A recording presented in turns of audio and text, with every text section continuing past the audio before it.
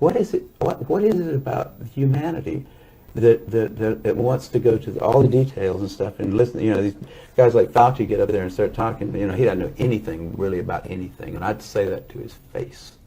Nothing. The man thinks you can take a blood sample and stick it in an electron microscope, and if it's got a virus in there, you'll know it.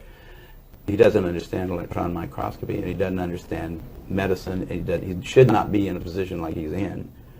Most of those guys up there on the top are just total administrative people, and they don't know anything about what's going on the bottom. You know, those guys have got an agenda, which is not what we would like them to have, being that we pay for them to take care of our health in some way. They've got a personal kind of agenda.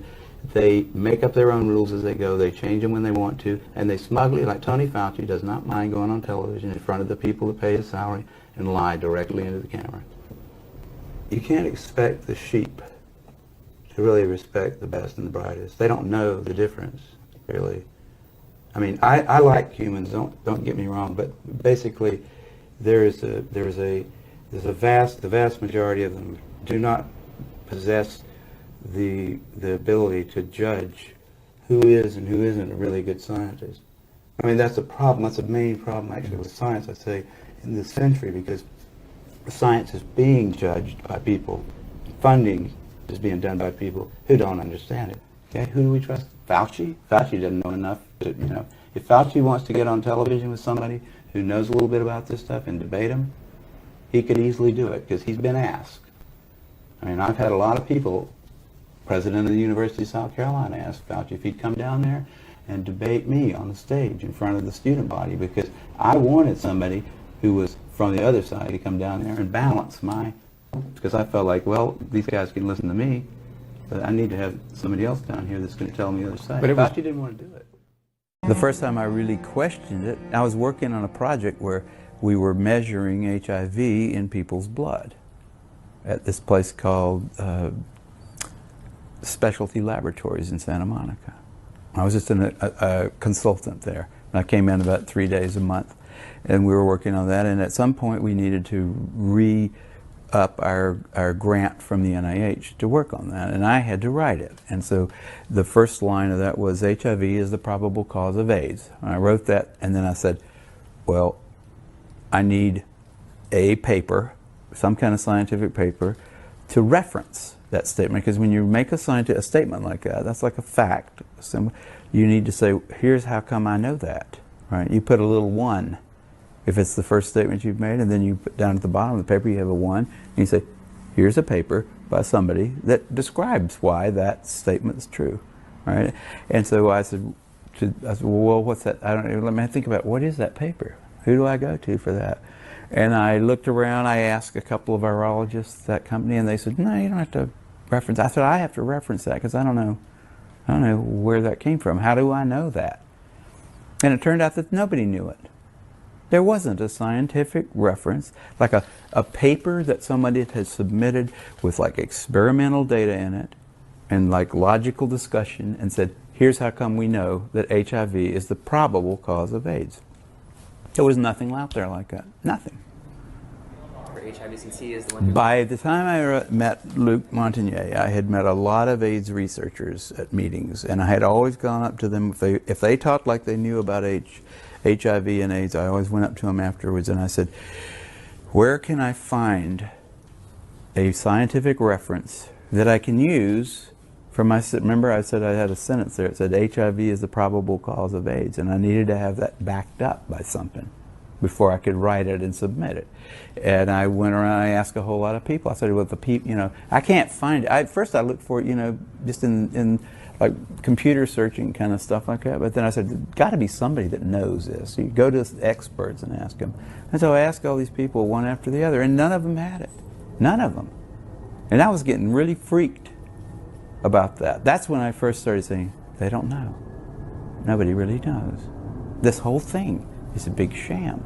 It's ridiculous. But then finally Montagnier came to there was a special little seminar down in San Diego where an old friend of Robert Gallo's, Flossie Wongstall, was opening up a Department of AIDS research down at San Diego. They had lots of money involved, federal money.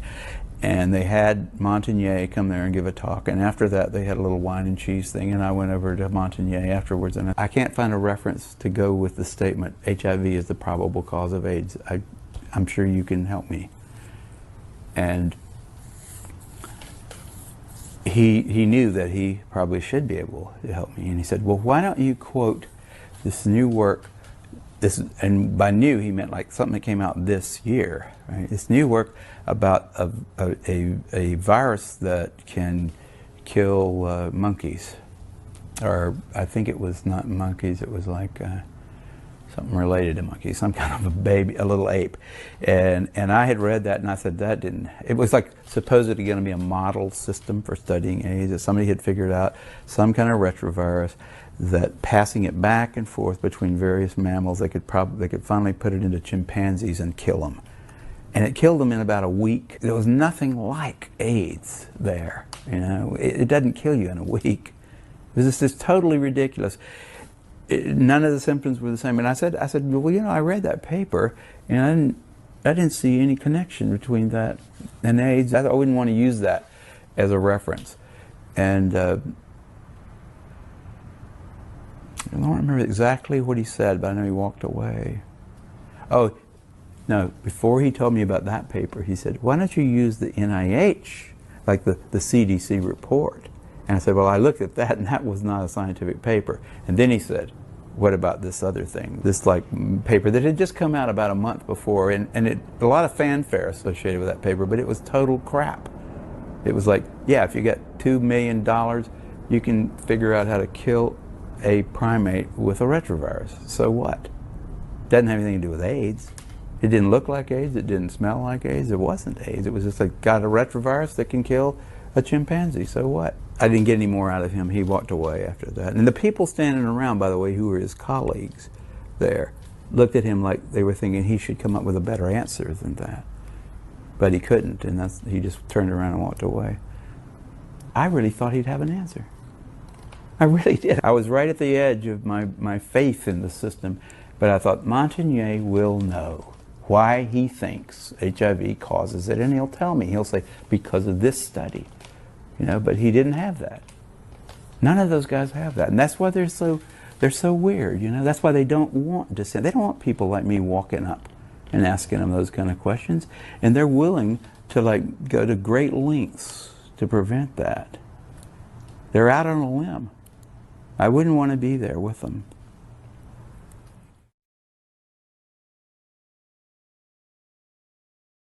The kind of viruses that he alone on Earth was the master of caused cancer. It was a certain class of retrovirus called the C-class retrovirus. As Bob had shown, 2 little islands off of Japan, little teeny islands south of Japan, there was a particular kind of disease there. It was cancer kind of thing, and there also was this virus there that he hadn't found anywhere else. He hadn't looked anywhere else either. You know, and that didn't bother Bob. He announced that he had found the cause of one kind of cancer, which was supposed to help him get another $500,000 grant from the federal government the next year, because he'd published something finally of all these people that were at the National Cancer Institute trying to show that viruses could cause cancer. He was the only one that had shown it. And the reason he was the only one is because he didn't believe in the scientific method. He didn't even think about the fact that you can't pin causality just on the fact that the two were there together. I didn't cause you. We're here together. What about all these other people, I could say? Maybe he caused me. Maybe all of you caused me. I don't know. But if I say, she caused me because we're here together, everybody would say, fuck that. Well, the National Cancer Institute did not say fuck that. They said, here's another 500 grand from the people's pocketbook. Go ahead and do it some more. But Bob suddenly got a message from his friend Margaret Heckler, who was the Health, Education, Welfare Secretary, friend of Ronald Reagan, who was tired of seeing homosexuals picketing in front of the goddamn White House. He says, every time I come to work, I start wondering if I'm one too. Get them out of here. Margaret, don't we have some kind of building down there in Bethesda where they do science? Yes, we do, Mr. President. Well, you tell them to fix it. So she did, and she went down there and she talked to Bob, and he said, I got it right here, and I also have these cool wraparound sunglasses. Let's have a press conference. So there you got Bob, and I think Alan Alda didn't. I think Nicolas Cage is better Bob Gallo, you know. Gentlemen, we found the probable cause of AIDS.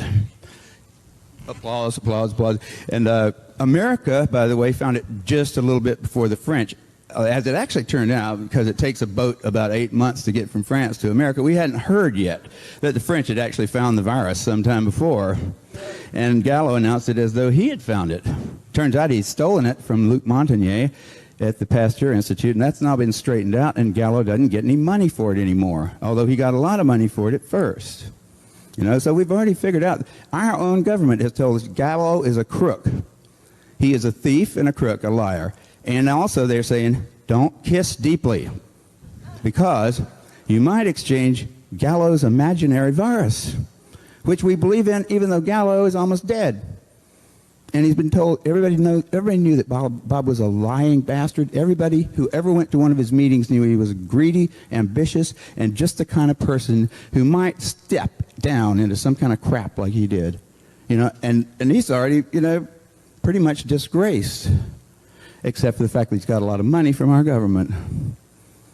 But the government itself said, you can't have any more money from that, Bob, because actually it belongs to the French. You know you stole it from them. That happened, that was a court case that was not too long ago.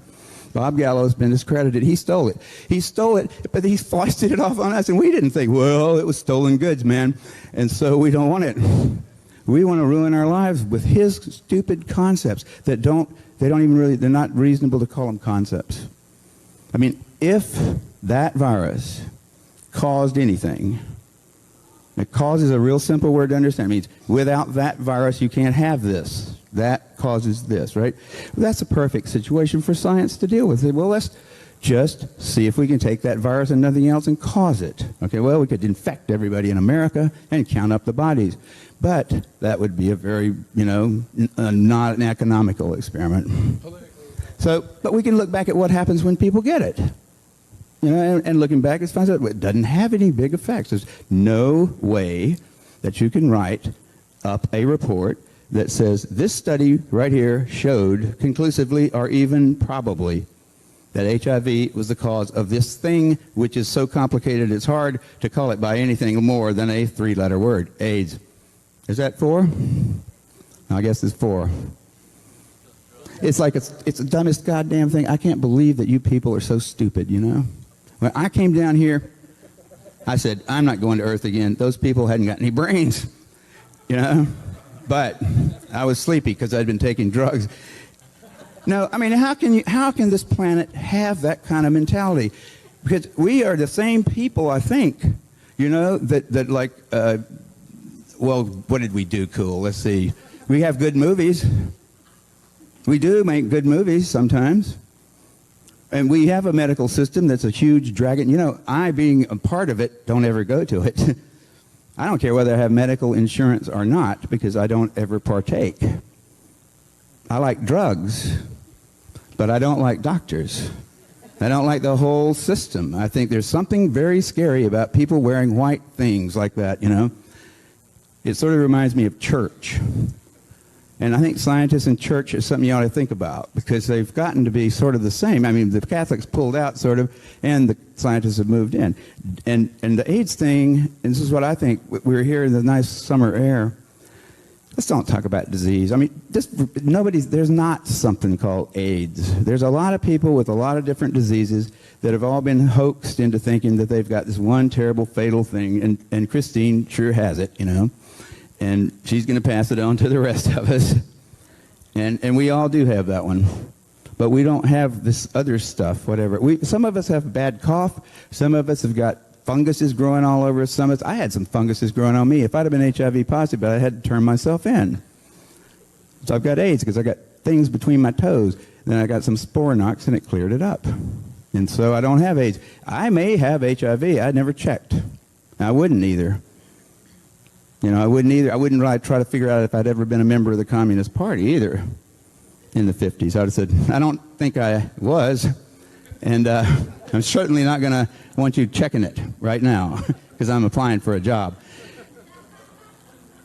It's the same kind of thing. It's a terribly purgative kind of a thing. And it is, and like people talked about how the test doesn't work and all that stuff. But you know, all the details about whether things work and whether it all fits together, whether hemophiliacs really have AIDS or whether they just have an immune suppression thing, whether Africa is still afloat when it should be all dead people stacking up the last of them there should be stacking up the corpses of the rest of them. Haiti should have been totally wiped out. All of us, there should be 20 million of us with AIDS by now. See, all the predictions turned out not to be true, didn't they? They still have the old beast. They also still have in California, I think, an association, a bunch of goddamn bureaucrats worried about the drought, worrying about whether my shower is going to run or not, how fast, and all, whether I can get 2.5 gallons. We got those guys at the same time as we get federal money for floods. And last time I checked the reservoirs down in San Diego, they were pretty full. But I still can't take a shower legally. You have to drill the little thing out. They put something in there, right? That's the government puts it in there to protect us from being thirsty in the year 2070. But it's part of government. They've also told you. See, they don't really have a reason for being, do they? What do? Make up one. Think of something to scare people, same as scientists. They don't have a reason for being. You don't need them. I mean, you need some technician-type people. You need some engineers to make better stuff to work with, to play with. But you don't really need somebody telling you about the deep mysteries of the universe, unless maybe Carl Sagan once a week. But, like, you don't really need us. But you worry that maybe if you don't have us, used to at least, the Russians might get there first or something like that. They're gone. So then what are we going to have to deal with? Nature. The big threat is that we're destroying the planet, and you need the scientists now to tell you why and how you can stop it. And the plague is such a great little thing to pull. I mean, polio had worn thin, admit it. The CDC, nobody even knew what the hell the CDC was in 1975. And by 1980, their budget was definitely under review. And the head of the CDC says, there's a memo intercepted by the Freedom of Information Act, and this guy says, we need a plague. A plague is what the CDC needed, and that's what they got. And now they're already warming up the next one. They're talking about Ebola virus like it was something brand new that had happened because of the ecological crisis in Africa, and it was going to get us. And we have to be ready to mobilize the CDC, put their uniforms on. You know, those guys have uniforms.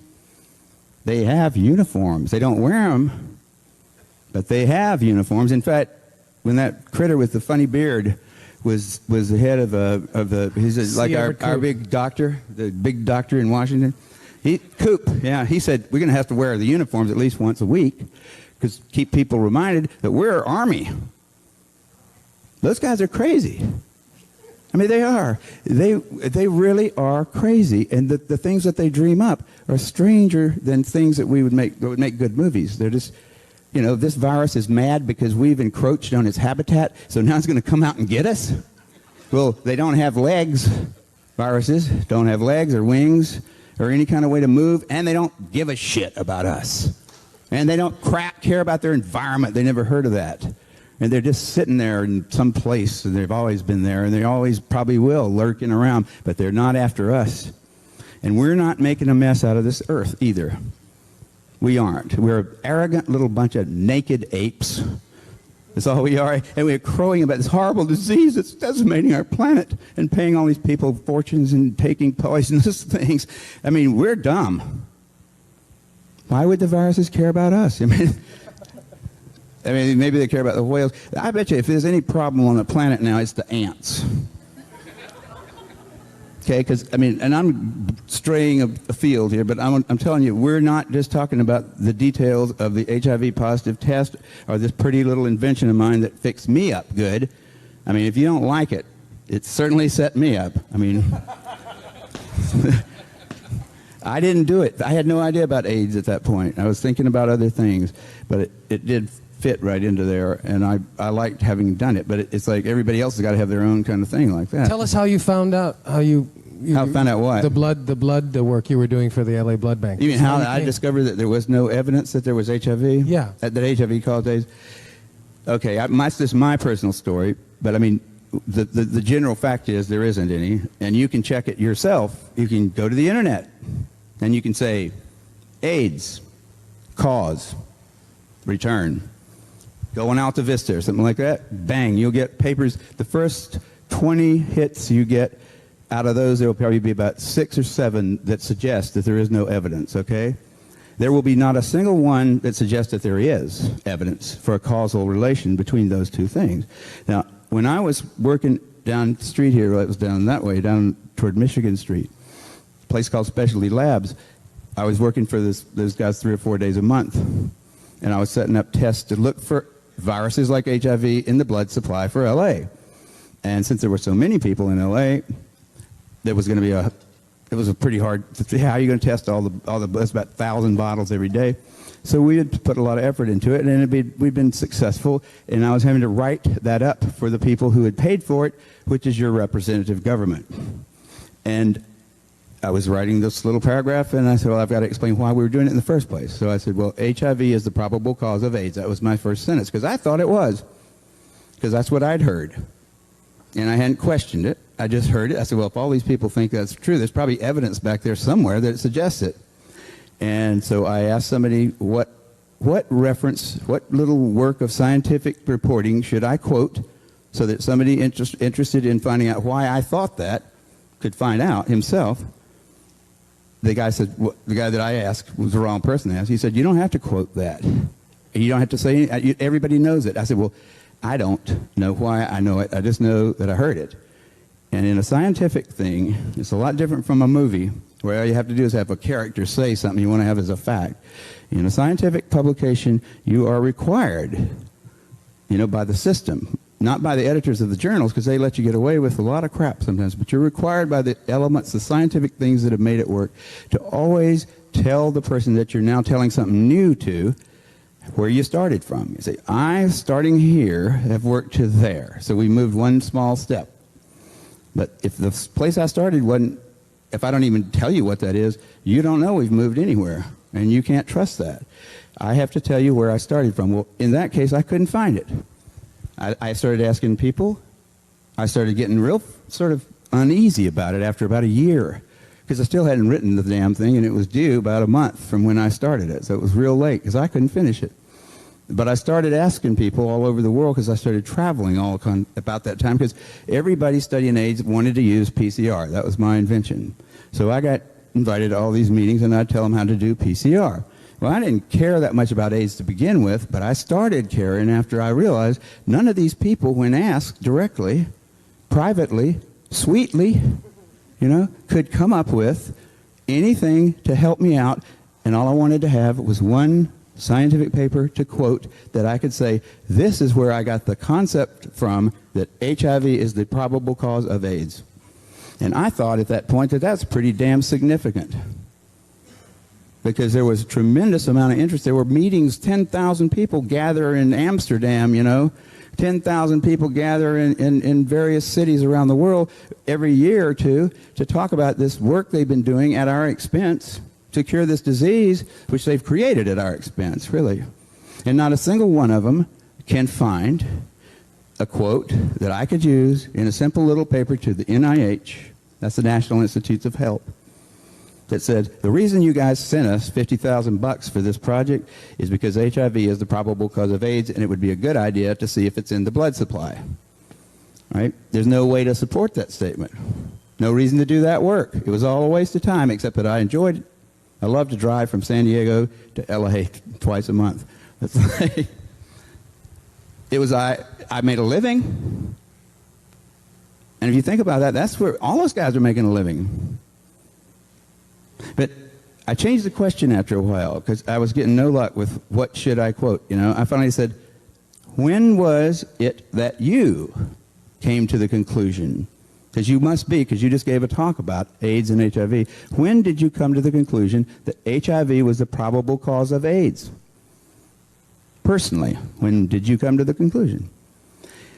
And they would generally allude to some paper or something that they had read or whatever, but no one has ever been able to explain to me anything else than I heard it in the New York Times or on TV.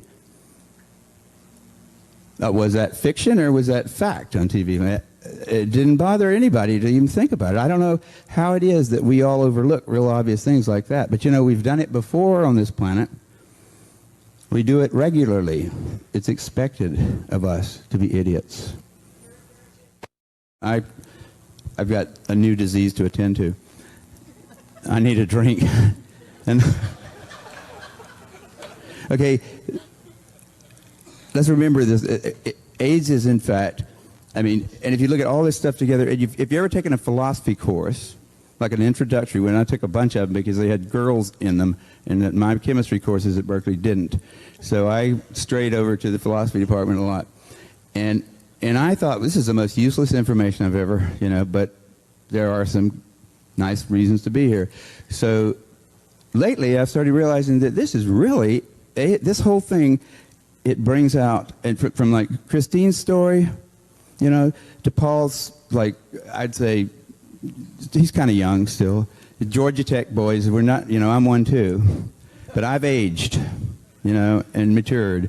And so I don't jump on him. I'm a libertarian, you know, by nature, but I've become more and more so as I've realized how little I really know about things, you know. And it is not a good idea, I think, to try to find another cause for AIDS before we have found out whether or not the one that the world believes is true and which has caused them so much disaster.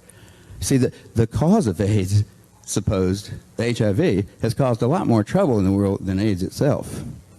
So the thing to do is to don't worry about AIDS right now. It'll go away, by God. It is going away, and it will continue to go away unless the government raises the ante.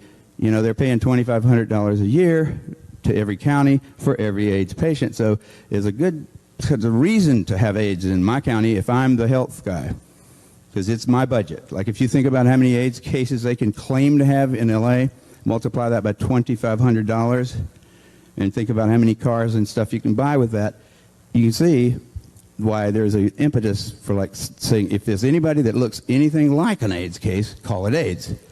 And don't you listen to Kary Mullis. He's against the state and humanity and your daughter. But AIDS is going away nonetheless, and if we stop funding it, it would vanish overnight. HIV, however, is something we can detect, and people can make money for detecting it.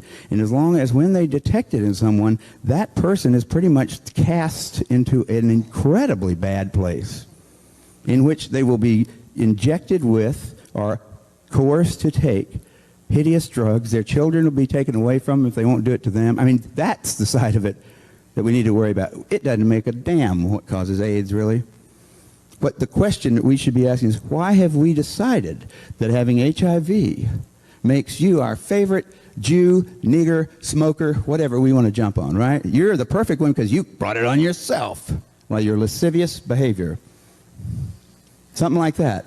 See, we need something like that because, by God, they took away all of our other things like that, didn't they? Those goddamn Democrats. You know, you can't call people names anymore.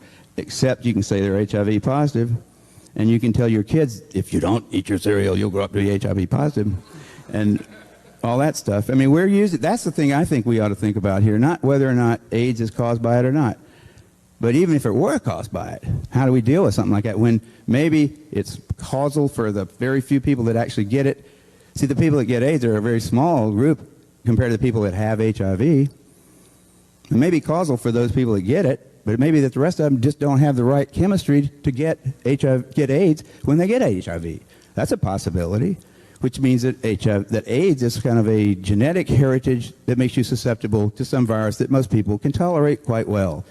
That's an alternate hypothesis. Given that that's true, is it fair to stigmatize all of the 99% of people that have HIV but don't have AIDS with the concept that they are going to die and that you better give them some lethal drugs to hasten the process and get them out of the place? I mean, is that all right? I don't know. Maybe if you're homosexual, you should just be killed right away, too, because, you know, you might have it, right? You might have it. We got to check you for it right away. Yeah? Yeah? They didn't do that to you, did they? Or you just lascivious? So am I. I hadn't had one because I don't go to them. You know, you shouldn't go to those people. You know, you go to witch doctors, they're going to put a hex on you. And if you can prove in your mind that our doctors aren't witch doctors, then look at the definition of witch doctors and see if it doesn't fit. I mean, if you want to go to those people, go ahead, but don't expect them to treat you well. You know, why would you think that they're going to treat you well? That's a neurotic claim. We all know that lawyers don't treat you well, don't we? Do you come on? My lawyer is so bad, he sends me a bill. You know, he sends me more. I mean, he tries to take me for a ride. We know that about them. We know that about ourselves. Don't lay yourself at the feet of somebody just because he puts on a white robe and makes statements in Latin. It's not. That's not a good. It's not that medicine doesn't have some good things going for it. They've got drugs. That's for one thing. Sometimes those are useful, but they're not made by those guys. Those guys don't even know how to write the structure of those drugs. Those are made by chemists. You know, we don't go to chemists to find out whether we should pee at the right places or have sex in this way or that. You know, chemists don't know either. The doctors certainly don't know. I mean, we are living in a pretty weird planet here, but it shouldn't be that weird. It really shouldn't. You go to one profession to get the products from another profession. And the one profession tells you all that stuff about them. They don't know anything about them. The other one doesn't sell them to you. They sell them to those. You know? I mean, it's a funny kind of a thing going on there. A chemist who makes AZT himself can't go out and buy some to take. Same thing with any other drug. The chemists are making them. The chemists don't get to prescribe them. Why don't the doctors make them? Because they don't have the sense. They don't know how to do it. The doctors don't know how to make drugs. They buy them. And if they've got anything else, I'd like to see it. You know, what has changed? What is the difference between our medical people and witch doctors? It's drugs. Now, they don't make them. They have an economic way of like being the only people that can give them to you, and they make money out of doing that, and they act so cool, you know? But they really are a worthless bunch of bastards if you're sick. Okay, you want me to stop talking like that? Oh, okay. What do you want to know? I'm sorry. I just want to say, at this point, since it's getting long in the day, you guys have gotten an idea. If you have any questions, if you want to open any dialogue, please do so. Please know that this is an open forum. That if you have any proof that HIV does cause AIDS, please show it to me as soon as possible, or anyone else here. But other than that, this is a safety net. This is something I'm putting out because I believe that if you tell enough people will care. Enough people are good, true, and beautiful human beings. To be honest with you, I'm disappointed that not more of my own colleagues, actor friends that I had invited that said, I'll be there, are not here. But one is actually David Gray, thank you very much, and Krista Rowe. I mean, there's a bunch of you people, Apollonia, but there should be more. There should be a lot more. We should care about this because we dish this out unthinkingly to the world. And I think it is our responsibility, first and foremost, to finally go through this educational process, as uncomfortable as it is, because it's worth it. Because if what we are saying or suggesting is true, the implications are humongous. They're terrible. Then we are living in the belly of the beast, and what do we do about that? I don't want to take it sitting down. So if any of these meetings brings back one or two people, it would have been worthwhile for me to put them together, because one or two people is exactly what we literally got the last time we held one of these, and one of those people is Laura Shapiro.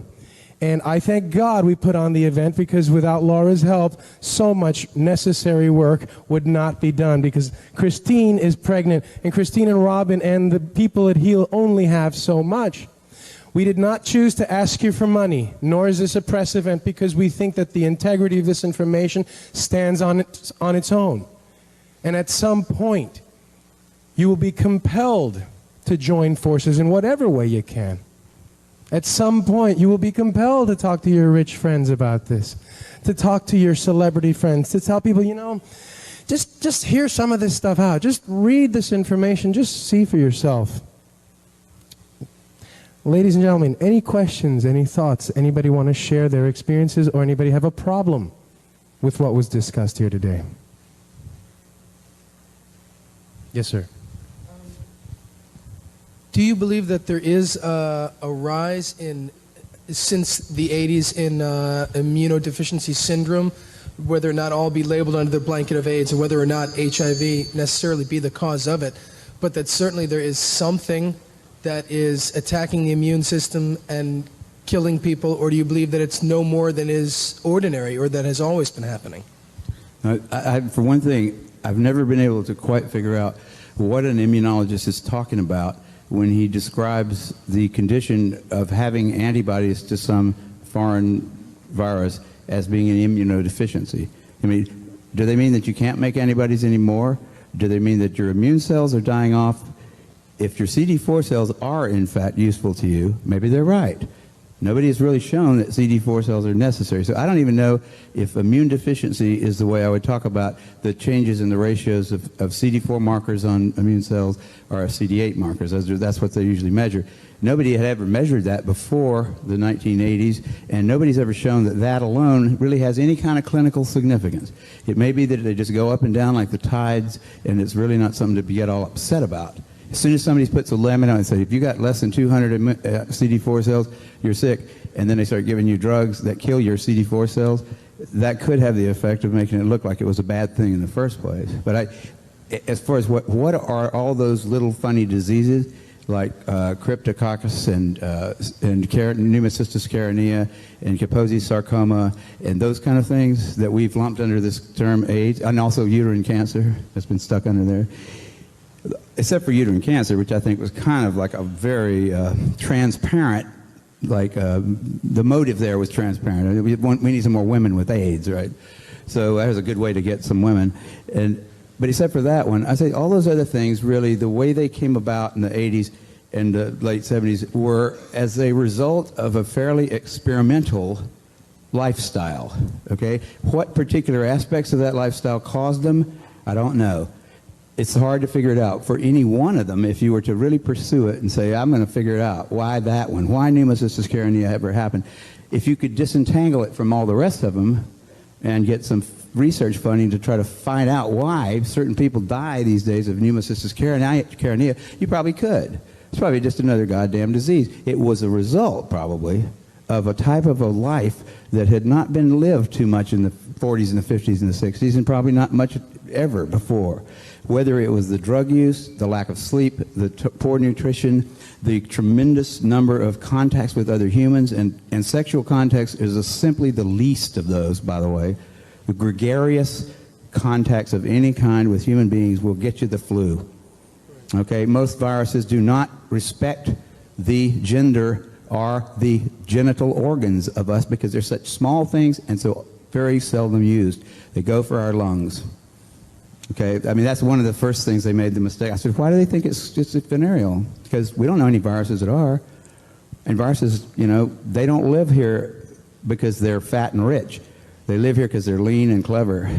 And if you go for the genitals when you could be going for the lungs, you're a pretty dumb virus.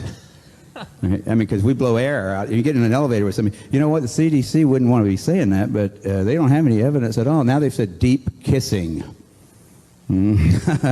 On the basis of one person. But the disease is real, AIDS, but it's not a disease.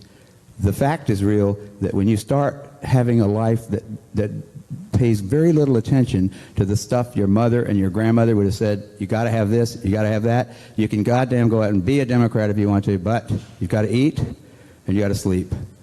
And they would have said, I mean, you stop doing those things, which a lot of people did. In a really big way. And I mean, the people that lived next door to me in Berkeley started looking real sick a few years after they started coming over to San Francisco at night to the bathhouses. And I don't think it had to do with the disease they got. I think it was because they didn't eat or sleep. And drugs figures into it because the only way to live without eating or sleeping is to take amphetamines to stay at work and to take downers and stuff to go to sleep between 4 and 6.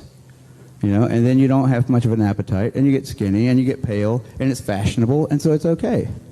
But that will lead to diseases eventually, probably, unless we're real lucky. Also, in our history, we've never had the sexual and the psychedelic revolution the way we had it in the 60s. At the end of Hopefully neither one were harmful. I would rather let that alone. You know, we don't have anything saying either one of those things were bad for us. They were emotionally involving, and we see things like that big, close-up, and important.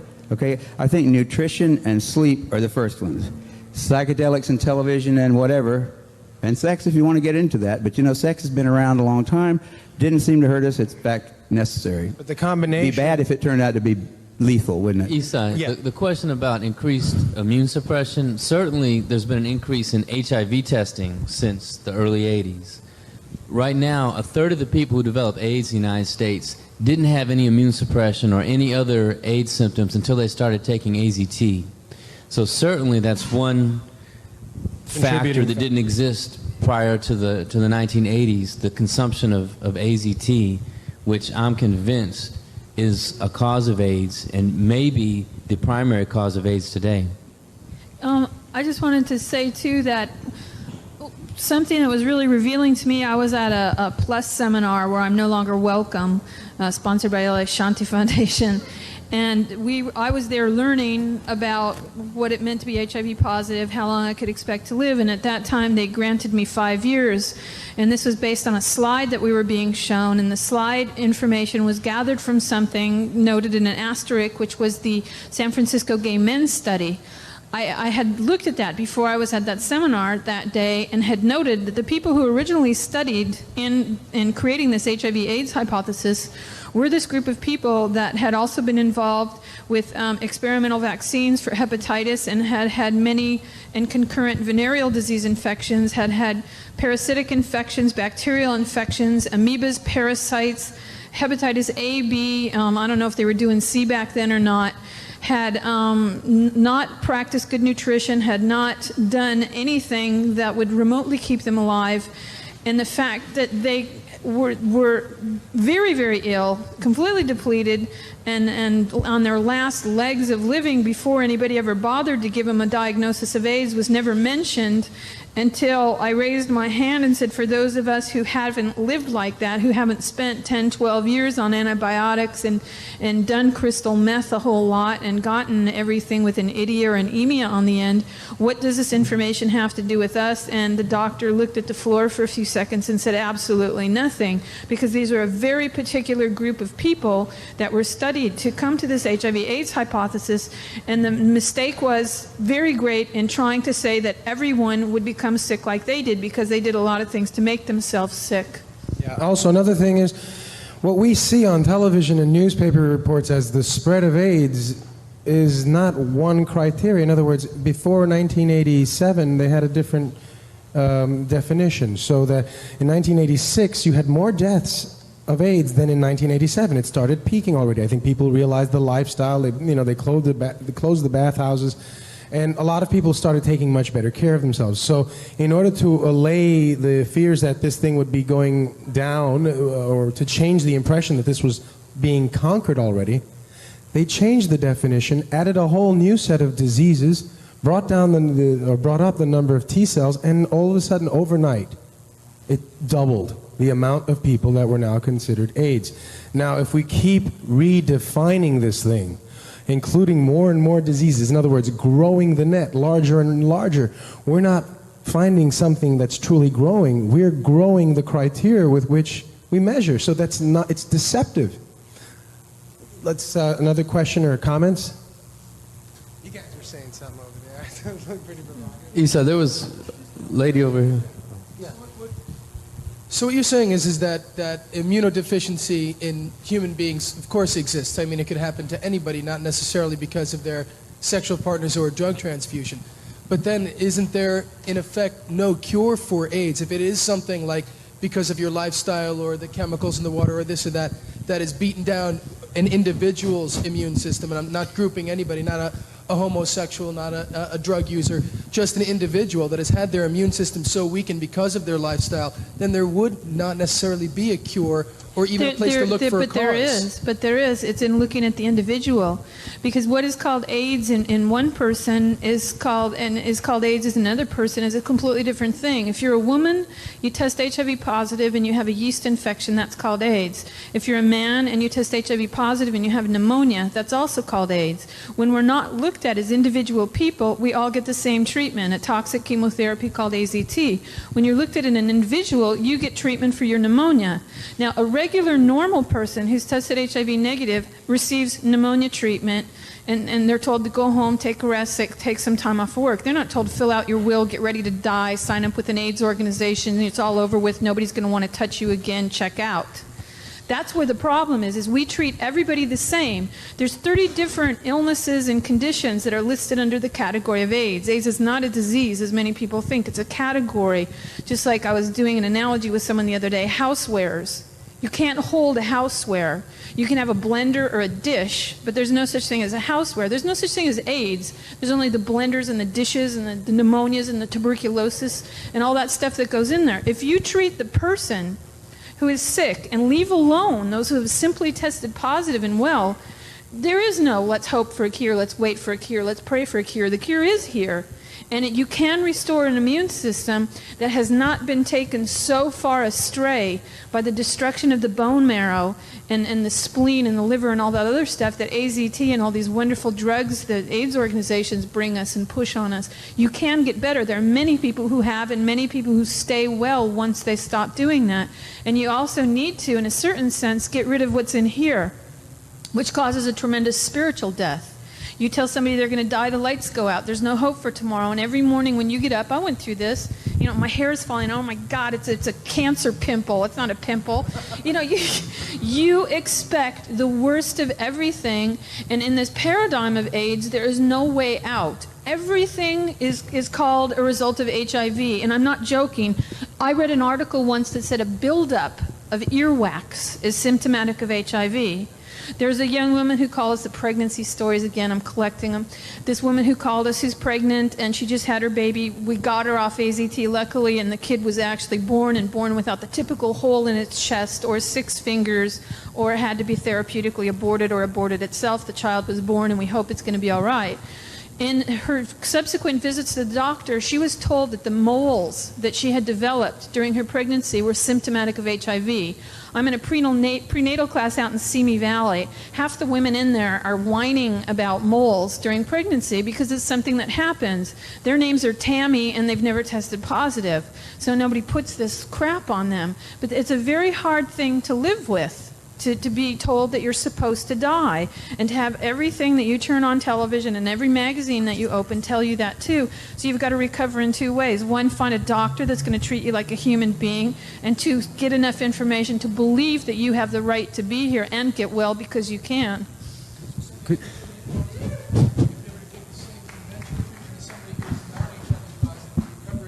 Yeah. Disease as anybody else. Yeah, somebody who's HIV positive can get over their yeast infection just like anybody else can. Somebody who's got pneumonia and is tested HIV positive can get over their pneumonia just like anybody else can. The trick is don't get into the system that pushes chemotherapy on you. A cancer patient does not get chemotherapy every day for the rest of their life. Nobody here is going to get cancer chemotherapy as a prevention of cancer that may occur 10 years down the line. That's what's screwing people up. That's what's making the difference between getting better and getting dead. I would also like to add, if I could, real quickly, that and it may be semantics for a lot of people in here, but at least for me, it's extremely important. I think that it's very necessary to be cautious with the kind of words that we use.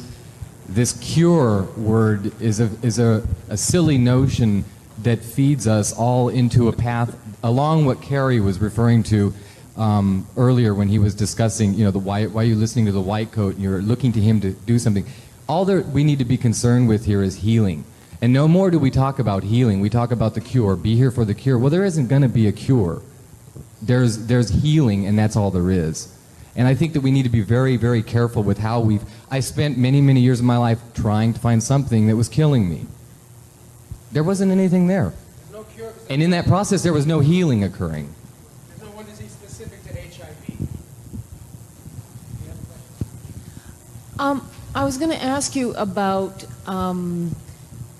the virus that has been passed on to the children of pregnant mothers, of babies born to. Are you saying that the treatment that they have received is what has created AIDS? The babies that are born to women who test positive oftentimes will test positive when they're born, and that's because babies are born without an immune system. That's why the World Health Organization tells us that if women around the world would just breastfeed, we'd decrease the rates of infant mortality tremendously, because they would avail themselves to the mother's natural protective system, which becomes the baby's own for a while, through antibodies. So these babies get antibodies to everything when they're breastfed, and sometimes just through, being born and all that kind of stuff. When the kids test positive for antibodies, many times they're put on AZT and other drugs that, yes, turn them into AIDS victims and kill them and deplete them. If left alone, 70 to 90% of these kids will test HIV antibody negative within the first 18 months of life as they develop their own immune system. Plus, even if they don't test HIV negative after 18 months, it's not said that that won't happen further along the way. Many children have. There's a couple who adopted a Romanian orphan, and it took her a while to start testing negative. She's fine, but she was put on AZT for a while, and it caused tremendous pain. She stopped growing. She got sick. Her hair was falling out. The usual chemotherapy stuff. She had AIDS. She had AIDS by virtue of the prescription of AZT. But it's a terrible thing when we live in a country that says, if you're pregnant, don't have a beer. Don't take aspirin. Don't take anything, and stay away from secondhand smoke, but load up on chemotherapy, because somehow that'll do you some good. And it is completely wrong. And the focus of many, many AIDS organizations is pediatric AIDS, because it's kind of a safe, warm, happy little place. It's all about babies and stuff. Well, these people are slaughtering babies is what it comes down to. Yeah, I mean, it's really sad and awful, but that's what they're doing. They're telling mothers that they have to take these drugs, and these drugs are lethal. If it's not Thursday, it'll be 2 years from now, but the kids will suffer from this. Based on, by the way, fraudulent studies by the makers. Again, we have Glaxo Wellcome, Burroughs Wellcome, testing AZT to check maternal transmission rates. Well, previously they were like 25 or 30% naturally. Then they said, well, AZT brought them down to 8.6 or 8.3%. And this is why my friend, the doctor, was faxing me this stuff, because I asked medical doctors, please, anything HIV, just show me what they show you. Well, we've got to put pregnant mothers, all HIV positive mothers, when many of them don't even pass it on. Now, what they don't tell you, which I think is unconscionable, is that vitamin A cuts it down to 7.6. Vitamin A does a better job at halting maternal transmission rates than vitamin AZT. But they can't control the patent. So guess what? You have to take the filth that they can make money off of. And I think, why aren't our politicians and media people talking about this? This is why. Most of them don't know. Most of them don't feel comfortable receiving unofficial information. Not that you should be concerned if your baby's HIV positive, or try to cut down on the rate, since there's no reason to think that having HIV is a bad thing. Was your question, why are babies getting AIDS? Was that the question? Sort of. Was that what you're curious about? If it was the AZT that was giving babies AIDS in many Well, there's other. I mean, do you remember crack babies? Yeah. Okay, crack babies were before HIV came along. Then after HIV came along, they started calling them AIDS babies. So yeah, there's a lot of people that have severe health problems. A lot of drug users, no matter what is causing their health problems, Kary. And I'm not suggesting that you do consume recreational drugs, by the way. What were those leaves you were eating, by the way? What's that? What were those leaves you were eating? They're right up here. They're right up there. They probably have pesticides all over them. They probably wiped them. I was just making a point with these the people that are in these groups tend to be positive for just about every germ that you could possibly imagine. And if you look at the early AIDS studies, the AIDS babies were born to mothers, for example, that were positive for hepatitis A, hepatitis B, cytomegalovirus, herpes 1, herpes 2, herpes 3, herpes 4, everything. And then they come up with the new germ, HIV, and they're positive for that as well. So yeah, there's a lot of HIV positive babies who are sick before AZT comes along. But look at their mothers. They were drug addicts for their first 9 months after conception. So that shouldn't surprise us that babies born to mothers who take drugs are sick. There's a whole other insidious aspect to this, and we'll wrap this up as soon as I can, but let's just take Paul and myself. We go in, we get an AIDS test. They're looking for the antibodies. Well, what they're actually looking for are reactions to the proteins of the antibodies. So if you have been exposed to those proteins, your blood will say, wow, I've been exposed to P41, P26, P124, and those are the proteins that make up HIV. What they don't tell you is that those proteins don't only go to make up HIV. They go to make up other antibodies. So if you have enough other things in you, you could add up to a total that looks like HIV, either fully or indeterminate. Now, here goes back to the test. Paul and I, we go into the AIDS doctor. He takes a test. We come back with the exact same results. Each of the proteins, like half of them that go to make up HIV, are positive, and we have the exact same results. It's called indeterminate. They're not enough, not few enough, not too much. At this point, the doctor refers to the medical literature, which says because of the test's sensitivity, we have to ask you questions to make sure this isn't a false positive. Mr. Philpott, are you gay? Truthful answer? Yeah. No. Mr. Philpott, have you had lots of sexual partners? Just say no. Hell yeah. No, Oh, just say no? no. No. Mr. no. Philpott, are you married? Yeah. Mr. Philpott, do you take drugs? All the time? No. No, I don't take drugs. Okay, now he goes into Mr. Philpott was a false positive. Now they'll ask me, let's just say hypothetically, Isai or dude. Can I ask the questions? Yes. Are you gay? Well, okay. For the sake of this argument, well, only on weekends. Okay, that's gay enough. Are you married? Well, no. Have you been doing drugs? Injected drugs. I used to shoot up. I used to take poppers, but So you're probably HIV positive then. There you go. The same exact results. If you're black, that adds up to it. You know, it pushes you. This is ridiculous. But this is what you and I have allowed to go on by not testing this any further. Is there anything else? Do you guys? Is there any question in your minds about what we're saying about? Because there's a lot we haven't covered. Can I ask a question? Yes, sir. I want to ask this to Kary. How do they misuse PCR to estimate all these supposed free viral RNAs that may or may not be there? I think misuse PCR is not quite. I don't think you can misuse PCR. Actually, no, the results, the interpretation of it. See, if you can say.